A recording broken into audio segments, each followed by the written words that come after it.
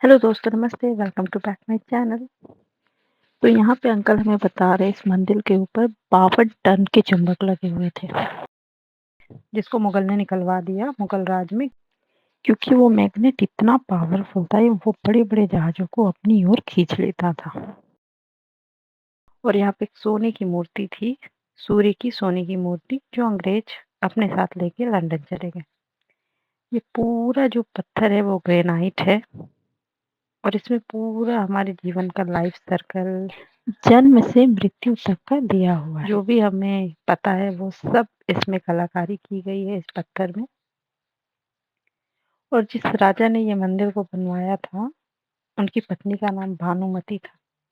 इसमें ये भी दिखाया गया है कि पहले के ज़माने में मतलब जो वाइफ्स होती थी वो दरवाजे पर खड़े होकर अपने हस्बैंड्स का वेट करती थी, क्योंकि उस समय फ़ोन और मतलब जो अभी टेक्नोलॉजी है वो नहीं थी।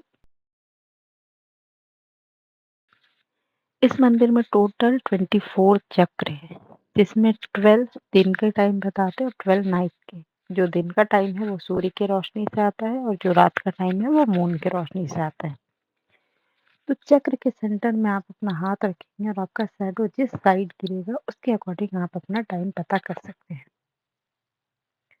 और इस मंदिर को जो राजा ने बनवाया था,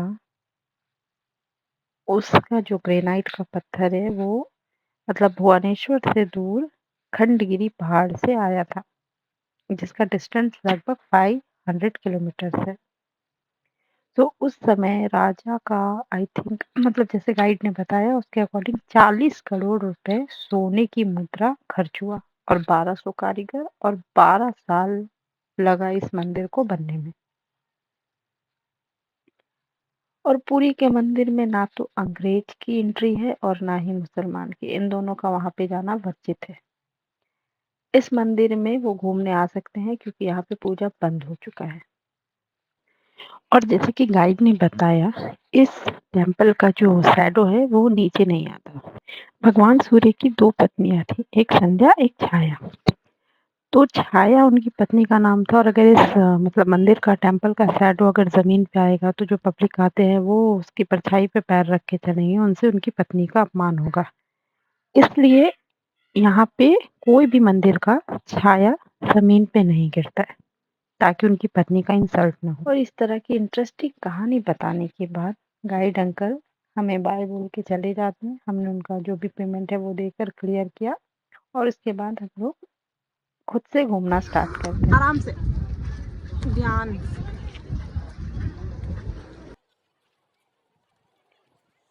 ये है मंदिर के सामने का मतलब पूरा मंदिर ही ऑलरेडी बहुत अच्छा था। ये देखिए व्यू बहुत ही ब्यूटीफुल लग रहा था यहाँ से। आप देख सकते हैं बारिश में भी पब्लिक कितने ज़्यादा घूमने आ रहे हैं। सो वेदर अभी थोड़ा साफ हो चुका है। फाइनली हमने कोणार्क मंदिर विजिट कर लिया। यहाँ वाला व्यू अच्छा है पेड़ की। हमने पूरा मंदिर ऑलमोस्ट घूम लिया था और हमें नेक्स्ट मतलब लिंगराज टेम्पल भी जाना था, तो हम यहाँ से एग्जिट होते हैं। ये एग्जिट का रास्ता है।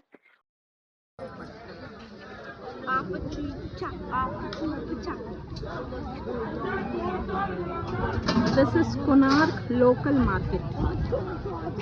यहाँ पे आपको हर जगह कोकोनट वाटर एंड टी मिल जाएगा। मंदिर घूमने के बाद हम लोग बाहर निकलते हैं और उसके बाद चाय पीते हैं। चाय बहुत ही टेस्टी थी और वेदर इतना ठंडा-ठंडा था कि गरम चाय तो मज़ा ही आ गया। उसके बाद हमने करी थोड़ी बहुत शॉपिंग और फिर हमने लिया हमारा कैब और कैब लेके हम निकल पड़ते हैं लिंगराज टेम्पल की तरफ। तो कोणार्क टेम्पल से लिंगराज टेम्पल का distance 1 hour according to traffic. तो उसके बाद हम पहुंचते हैं लिंगराज टेम्पल।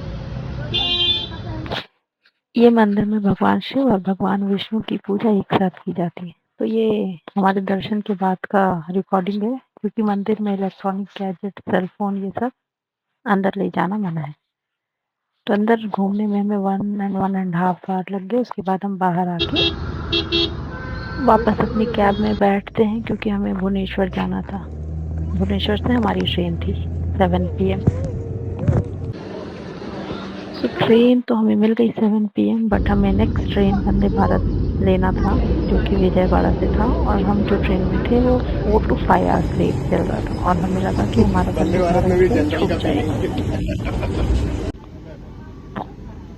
बट हमने बीच में, मतलब हमारे स्टॉपेज जहाँ से हमें वंदे भारत लेना था उसके पहले एक स्टेशन से हमने वंदे भारत ले लिया। हमारा सीट तो मिलेगा तो विजयवाड़ा।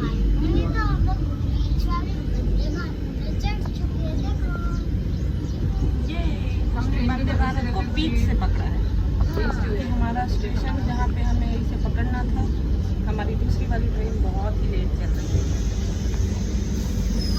तो हमने बीच से इसे पकड़ लिया। क्योंकि हमारा स्टेशन विजयवाड़ा था और हमने इसे 2 घंटे पहले ही लिया, इसलिए हमें फ़ाइन भी पे करना पड़ा और फाइनली 2 घंटे के बाद हमें हमारी सीट वापस मिलती है। और अगर हम जो ट्रेन में जा रहे थे उसमें रहते तो ये वंदे भारत वहाँ से हम ले नहीं पाते, क्योंकि इसका टाइमिंग 10 AM था और हमारी ट्रेन हमें वहाँ पहुँचा रही थी 11:30। सो हमें यही सही लगा कि हम बीच से इसे पकड़ लिए। तो 2 घंटे हम लोगों ने खड़े रहकर वेट किया गेट के पास, उसके बाद फाइनली हमें हमारा सीट मिला, तो वी आर हैप्पी नाउ। तो देखो आज हम लोग आइसक्रीम खा रहे हैं।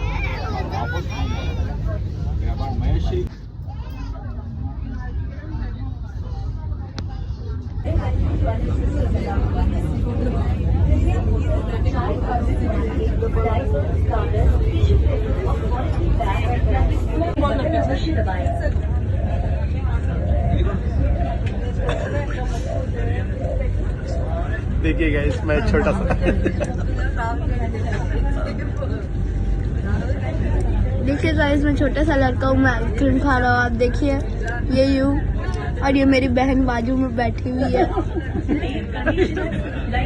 अरे मेरी बीवी है। ये देखिए, ये हमारे घर के बच्चे जो कि ट्रेन के खाने का मज़ा लेते हुए घर में भी कभी इतना प्रॉपर खाना नहीं खाता है ये। और इससे बहुत ही मज़ा आ रहा था ट्रेन का खाना खाने में। और ये मेरी बिटिया रानी जो कि सिर्फ फ़ोन पे घुसी हुई है। उसके तो मज़े थे कि बस उसे शांति से फ़ोन देखने के लिए मिल रहा था। और ये मेरा पहला सफ़र था वंदे भारत का।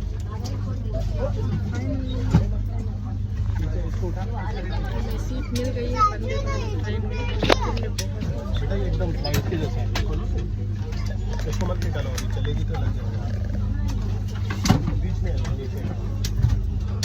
तो गाइस, हम लोग को देखा, हम लोग फाइनली हैदराबाद वाले ट्रेन में बैठ गए। तो ऐसे ही इंजॉय करते हुए हमारा पूरी ट्रिप यहाँ पे एंड होता है। और ये देखिए, हम हमारे स्टेशन रीच्ड हो चुके हैं। और इसी के साथ मेरा ये वीडियो यहाँ पे समाप्त होता है। Thank you so much for watching guys, and please watch part 1 and part 2. Link is in my bio. Thank you guys. Bye bye.